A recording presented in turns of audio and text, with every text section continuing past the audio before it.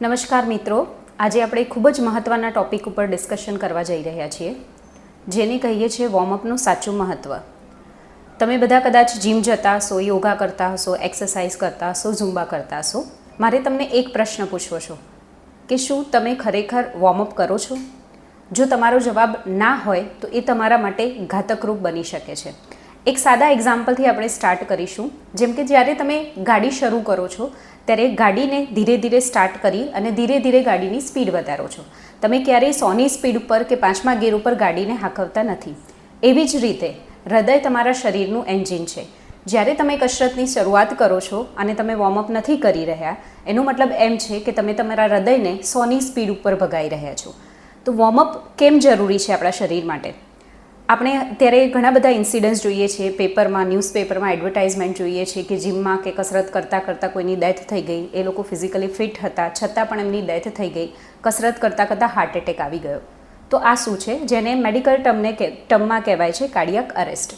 જ્યારે પણ તમે તમારા બોડીને પ્રિપેર નથી કરતા કસરત માટે અને અચાનક જ વધુ તીવ્રતાવાળી કસરત કરો છો, ત્યારે તમારા હૃદય ઉપર ધક્કો લાગે છે અને પરિણામે હાર્ટનું ઇલેક્ટ્રિકલ સર્ક્યુલેશન, ઇલેક્ટ્રિકલ એક્ટિવિટી બગડી જાય છે, જેના પરિણામે હાર્ટ એટેક અથવા તો કાર્ડિયાક અરેસ્ટ આવે છે.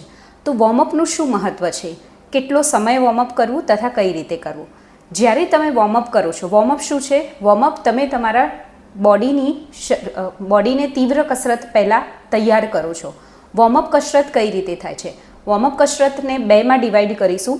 વોર્મઅપ જનરલ રીતે પણ થઈ શકે છે અને પર્ટિક્યુલર જોઈન્ટ વાઇઝ, સાંધા વાઇઝ થઈ શકે છે. જનરલ વોર્મઅપનું એક્ઝામ્પલ છે એક જગ્યા ઉપર માર્ચિંગ કરવું, હળવી સ્પીડે દોડવું, અથવા તો સ્કીપિંગ કરવું, અથવા તો હાથ પગના પંજા હલાવવા. તો આને કહેવાય છે જનરલ બોડી વોર્મઅપ, જેમાં શરીરના દરેક અંગ કામ કરે છે. લોકલ બોડી વોર્મઅપનો મતલબ એમ છે કે શરીરના તમે દરેક સાંધાને પ્રવૃત્તિ કરાવો, ધીરે ધીરે કરાવો, તેને કહેવાય છે વોર્મઅપ.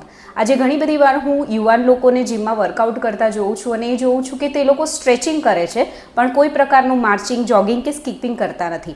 ફક્ત ને ફક્ત જ્યારે તમે સ્ટ્રેચિંગ કરો છો તો સ્ટ્રેચિંગને વોર્મઅપ ગણી શકાતું નથી. સ્ટ્રેચિંગ કરવાથી તમારા હૃદયના ધબકારા વધતા નથી. એટલે જે મેં પહેલાં સમજાવ્યું એ પ્રમાણે અચાનક જ જ્યારે તમે એક્સરસાઇઝ શરૂ કરો એટલે હૃદય ઉપર ધક્કો આવે છે. વોર્મઅપ કેવું હોવું જોઈએ? સ્ટ્રેચિંગ વોર્મઅપનો ભાગ હોઈ શકે છે, પણ ખાલી ને ખાલી સ્ટ્રેચિંગ વોર્મઅપ નથી. જ્યારે તમે વોર્મઅપ કરો છો ત્યારે વોર્મઅપમાં સ્ટ્રેચિંગ સાથે સાથે શરીરની મૂવમેન્ટ થવી જોઈએ, શરીરના દરેક સાંધાની મૂવમેન્ટ થવી જોઈએ. હવે આ વોર્મઅપ કરવાનો ફાયદો શું છે? એક તો તમને જણાઈ ગયું છે કે હૃદય ઉપર ધીરેથી ધક્કો વાગે છે તથા હૃદય ઉપર અચાનકથી કોઈપણ પ્રકારનું દબાણ આવતું નથી. એ સિવાય જ્યારે તમે ધીરે ધીરે શરીરમાં કસરત કરવાનું શરૂ કરો